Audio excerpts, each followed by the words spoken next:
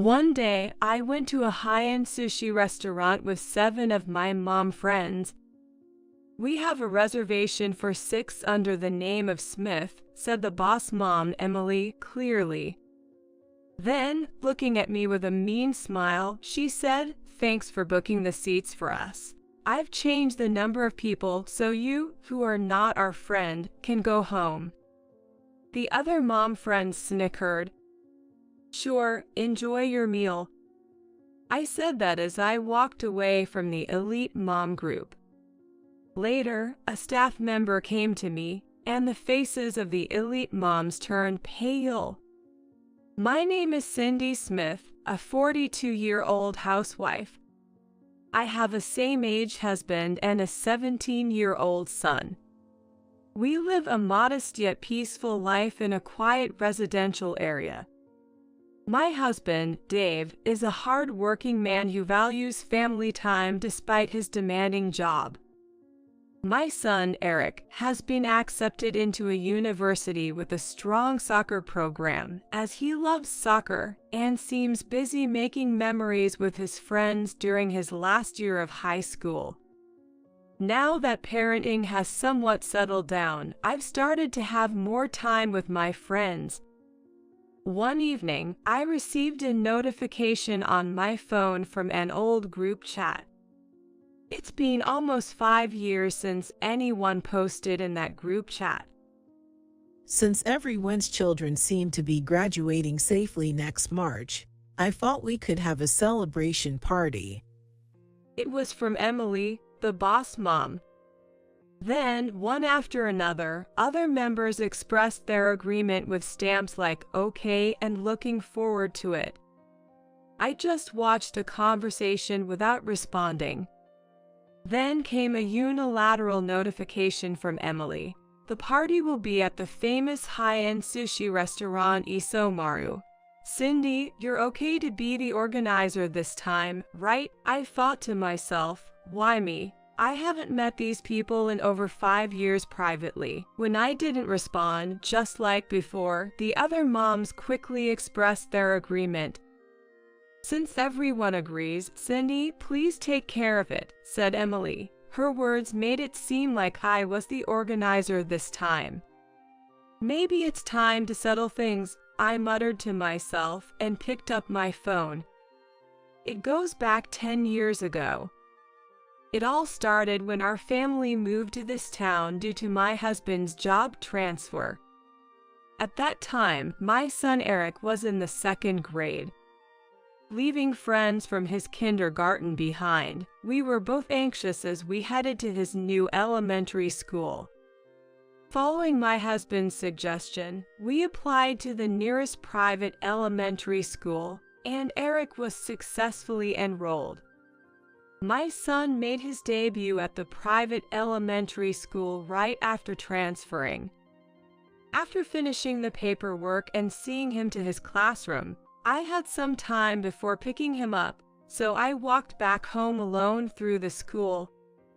That's when I saw a lady, dressed like an upper-class lady, chatting with a few teachers. She looked as though she was expressing her opinions, which seemed to be troubling the teachers.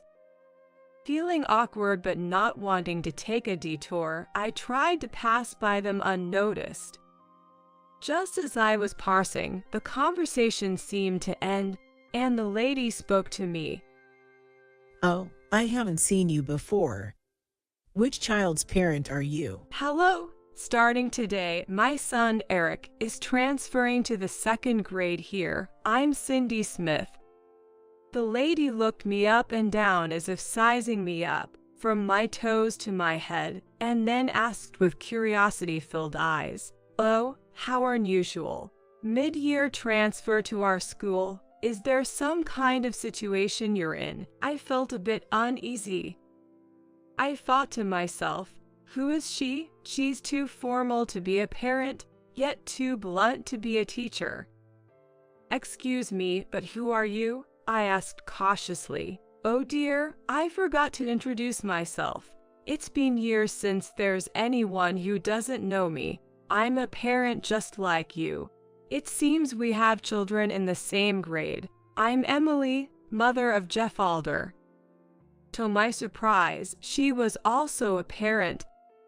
Before I knew it, the teachers from earlier had disappeared. Could she be what they call a helicopter parent?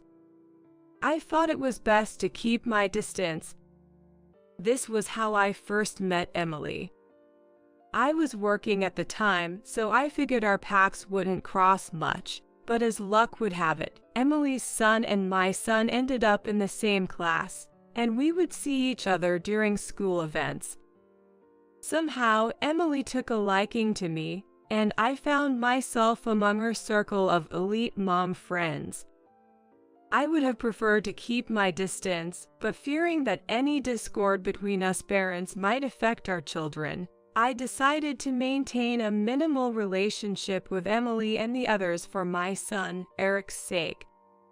However, aside from me, the other moms seemed to be from a different world, having been close since their kids attended the associated preschool, leaving me completely isolated. I often thought about leaving the group, but it seemed my stories from outside their world were of interest to them, serving as fodder for their superiority complex. It wasn't pleasant, but I endured it for Eric's sake. However, a minor incident caused a rift between me and the group of mom friends. When our sons were in 6th grade, I was called in by their homeroom teacher, which made me nervous. I felt a little flutter inside. More often than not, being called in by a teacher meant something bad.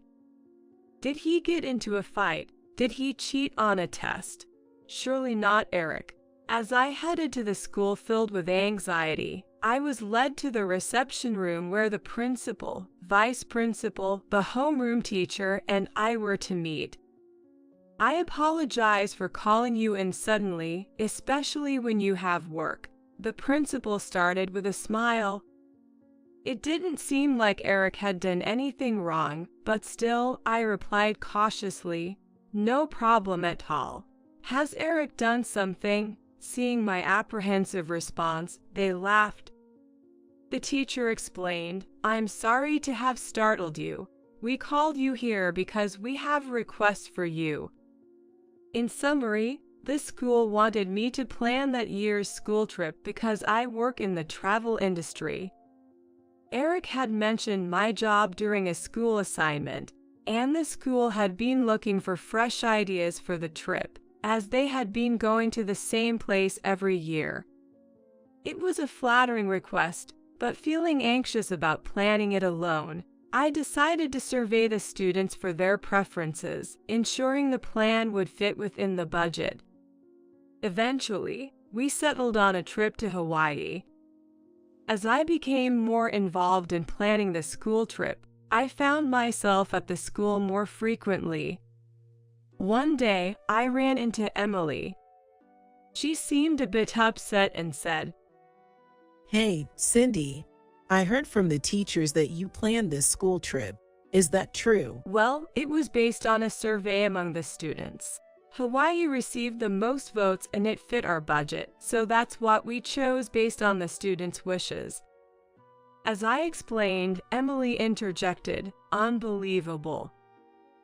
Did you know my child attends a modeling academy?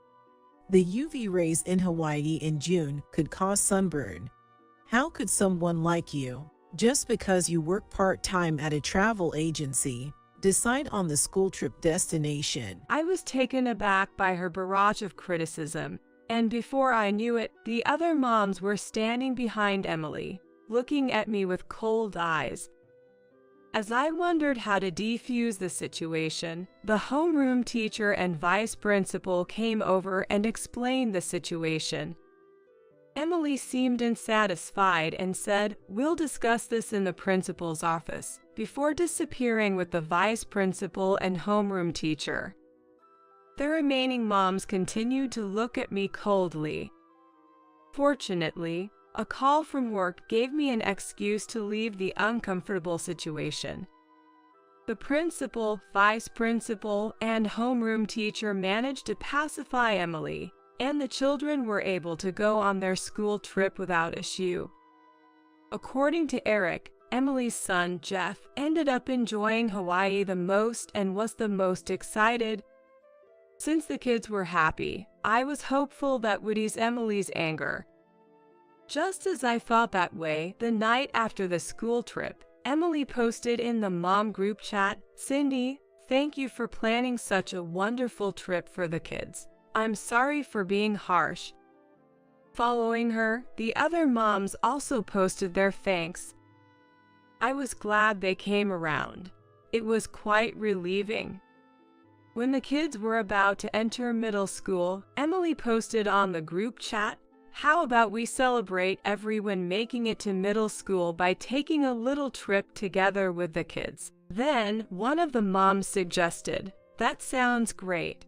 How about going to Universal Studios? We can rent a minibus." One by one, everyone started to agree. I was just watching the conversation quietly when Emily called me out specifically. "Cindy, are you listening? It's your turn." "Oh, yes, I'm listening. Universal Studios sounds good," I replied. Then she said, "Could you take care of the arrangements then? You like doing that sort of thing, right?" "What? Am I arranging this all by myself? Can someone help me?" I posted in panic. Emily replied, "Of course you will handle it. You planned the school trip, right? It should be easy for you." That was not me alone. The school arranged it through my company, and it was a team effort, I explained, but no one responded to that, and Emily just posted, "Thanks, we're counting on you," and possibly ended the conversation. It might have been manageable if the trip was more than a month away, but the departure was in 2 weeks. It was the spring break season, and hotels were getting booked up everywhere. I asked the other members in the group chat for help, but my messages were read and ignored, and Emily would ask me, "How's it going?" once a day. I wanted to cancel the trip altogether, but I wasn't sure what the mom group would say, and more importantly, my son was really looking forward to going to Universal Studios. Despite not wanting to use my company's resources for personal matters, I reluctantly did so to make the arrangements in time. One thing that bothered me was Emily insisting on using her name for the group reservation. Additionally, I was concerned that I had to front the payment and collect it on the day of the trip. Then came a day I'll never forget. On the day of the trip, when my son and I arrived at the meeting place, the other members were already there. In fact, they were on the bus, ready to leave, so we hurried over. Why were they all there 30 minutes before the scheduled time when they usually show up at the last minute? I had a bad feeling. Gasping for breath as I tried to board the bus, Emily blocked the entrance and pointed to a sign saying, "Can't you see this?" It read, "Capacity 15." The bus I arranged was supposed to be a 20-passenger minibus. Our group consisted of 7 moms, 7 kids, and because it was a long trip from the Midwest, I had arranged for 2 drivers, making us 16 in total. A 15-passenger bus wouldn't have enough seats. With a malicious smile, Emily said, "You could have spared yourself the hurt if you had arrived right at the meeting time. We moved up the meeting time so we wouldn't hurt you. You seem to be under some misunderstanding," she continued. "I'm sorry, what do you mean? Where are our seats?" I asked, only to hear laughter coming from the bus. Then Emily, holding her stomach from laughing so hard, said, "Oh dear, you're still misunderstanding. Why would you think you and Eric are coming? This is a trip for us and our kids. Were you a part of us? But you asked me to arrange everything in the group chat," I replied, struggling to contain my anger and frustration. "I did ask, but who said you were coming with us? Can you read? Don't make such a mistake," Emily continued, still laughing. "That's awful. How could you do this? Did I do something wrong? As I protested, Emily retorted, don't you see your own mistake, exposing someone else's child to the risk of skin cancer? You were the first to betray us. Emily was still holding a grudge about the decision to make the school trip to Hawaii. Anyway, that's the situation. We're going to be late, so could you move? Emily pushed past me, closed the bus door in front of me, and the bus left. Left behind were my son and I. Mom, what about Spider-Man, Harry Potter? My son asked, tears welling up in his eyes, realizing he wouldn't get to see the much-anticipated attractions at Universal Studios. He was so looking forward to Universal Studios. It seemed like my son understood that he couldn't go, that he was being left behind. It was too much for my son to see his mom being treated so coldly by other adults. I'm sorry, Eric. We can't go with everyone today. We'll definitely go with Dad next time. I tried to comfort him, but he couldn't hold back his tears any longer and cried on the spot. I managed to hold back my tears, hailed a taxi, and we went home. My son was so upset and ashamed that he stayed in his room for 3 days. Worried about him, my husband and I took turns staying off work to be by his side.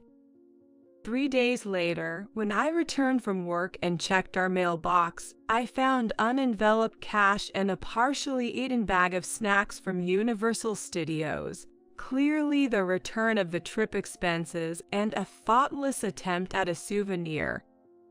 I knew who was responsible. Judging by the amount of cash, it was meant to cover the trip costs. I hid the snack bag deep in the trash so Eric wouldn't find it and stored the cash, finally noticing my hands were shaking.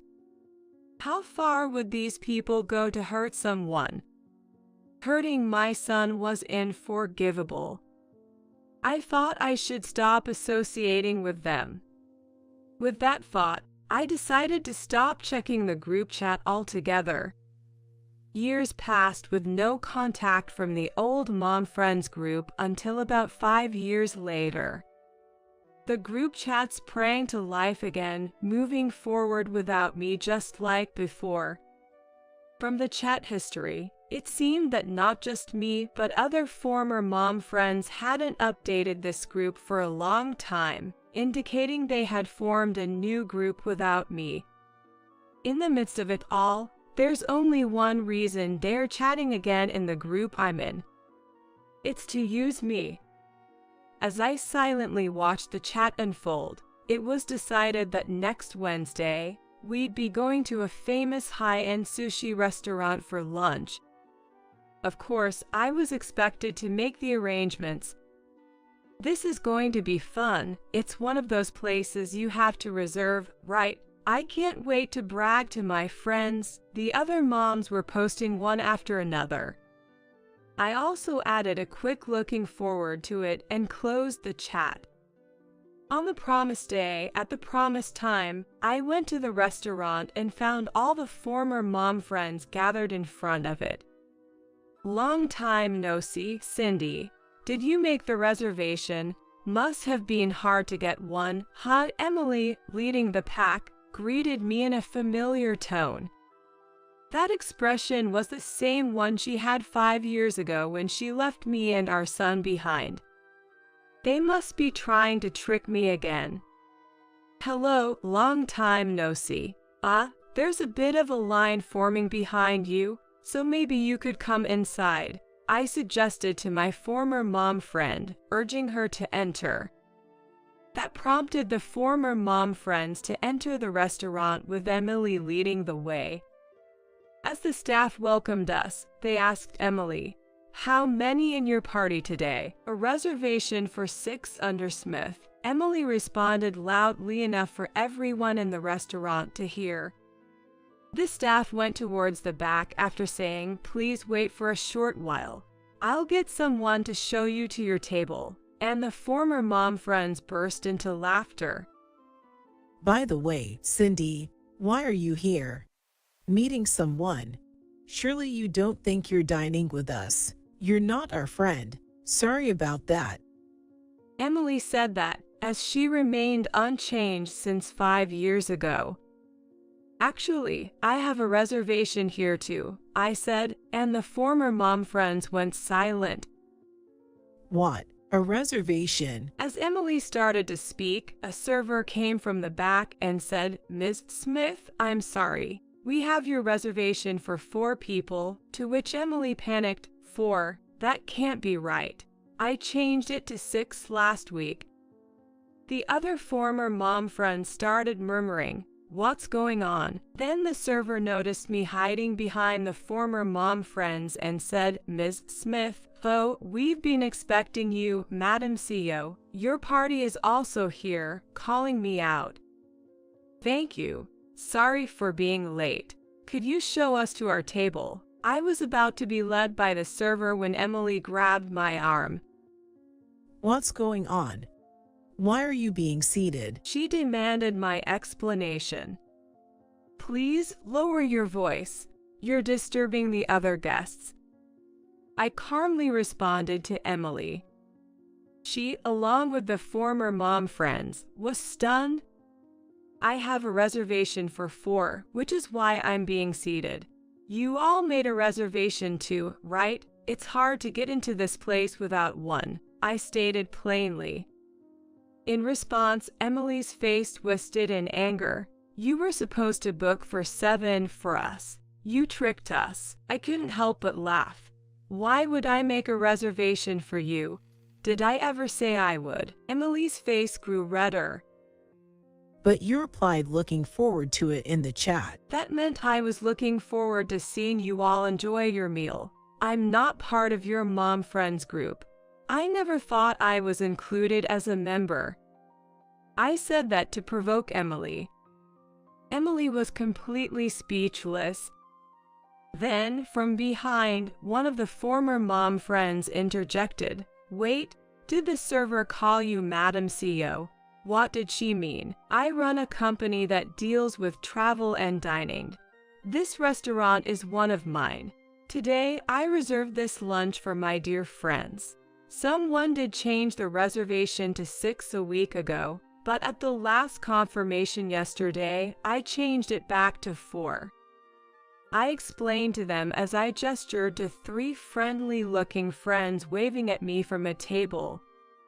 After waving back, I said to the mom friends group, "Excuse me, I've kept them waiting," and left them frozen in their spots to join my table. I simply had friends outside of that group. Our children attended an affiliated school where the campus changes based on the curriculum chosen. Eric pursued a curriculum focused on sports to devote himself to soccer. This separated us from Emily and the others who focused on academic curriculums since middle school. It was a relief.